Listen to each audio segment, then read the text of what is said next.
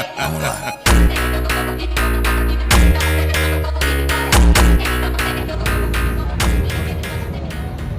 Elçin müəllim salam. Salam Nə tərs olsun? Sağ olun, təşəkkür. Elçin müəllim bir dənə məntiq məsələmiz var. Onun izahını verərdiniz də zəhmət olmasa. Baxın Şəkili qardaş. Çox maraqlı sualdır. İmtahanda istifadə olunmuş sual tipidir. Mən izahını sizə göndərəcəm. Oldu müəllim. Əziz tələbələr, Şəkili qardaşın bizə sual verdiyi məsələ bu idi. Gəlin baxaq, bu sual magistratura qəbulunda istifadə olunmuş sual tipidir. Görək necə həll olunur. Məsələni video izaha saxlayıb özünüz bir dəfə oxusaz daha yaxşı olar. Bəlkə də özünüz həll eləyə bilərsiniz. Amma mən oxuyum. Sosial tədqiqat məqsədi ilə hər birində bir qız və bir oğlandan ibarət 3 işçi qrup yaradılmışdır. Qızların adı Mehriban, Pərvin, Dilbər, oğlanlarınki isə Murad, Pərviz, Dadaşdır. Qızlardan biri modelyer, ikincisi psixoloq, üçüncüsü dizaynerdir. Hər işçi qrupunun tədqiqatlarının nəticəsi olan qovluğun üzərində qızların ixtisasları, qızların və oğlanların adlarının birinci hərfləri yazılmışdır. Heç bir qrupda nə ixtisasın, nə də qızların və oğlanların adlarının birinci hərfi üst-üstə düşmədi. Pərvizlə bir qrupda olan qız modelyer deyil, belə bir şərt verib və sonda bizdən soruşur ki, psixoloq və onunla bir qrupda olan oğlanın adı nədir? Təbii ki, ən asan variant olardı ki, biz özümüz üçün 3 qrup müəyyən eləyək ki, bu qrupların içərisində kimlərsə olmalıdır. Həmin qruplara oğlanların adlarını yazaq. Oğlanların adları kimlər idi burada? Murad var idi, düzdürmü?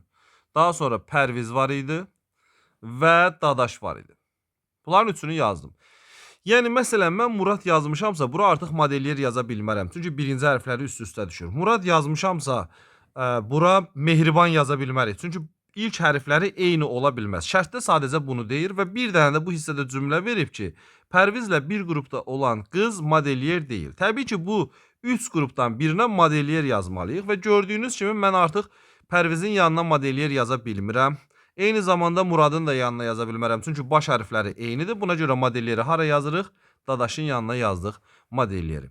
Peşə olaraq burada modelyeri tapmışıqsa yerdə qalıb psixoloq və dizayner. Pərvizin yanına mən psixoloqu yaza bilmirəm deyə baş hərfləri eynidir. Yaza bilmədiyim üçün gətirib Pərvizin yanına yazıram dizayner olanı və Muradın yanına da yazırıq psixoloqu. Bunu tapdıqdan sonra işimiz daha sadədir.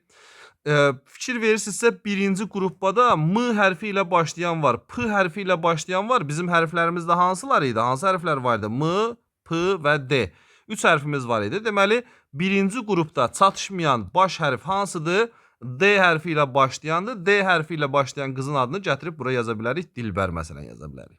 İkinci qrupda məsələn Pərviz var. Onun yanında dizayner var. Qız olaraq kimi yazmalıyıq? Mehribanı yazmalıyıq. Növbəti qrupumuzda isə Dadaş var, modelyer var və qız adı olaraq kimin adı lazımdır yazmağa? Pərvin. Və fikir verirsinizsə, üçünü də yazdıqdan sonra heç bir qrupda nə oğlanın, nə qızın, nə də onun peşəsinin baş hərfləri üst-üstə düşmədi. Bizdən psixoloqu soruşurdu. Psixoloq baxın hansı dəstədədir? Təbii ki, birinci dəstədə olduğu üçün onun yanında olur Murad və Dilbər. Psixoloq və onunla bir qrupda olan oğlanın adı Dilbər və Murad, yəni cavabımız olur A variantı.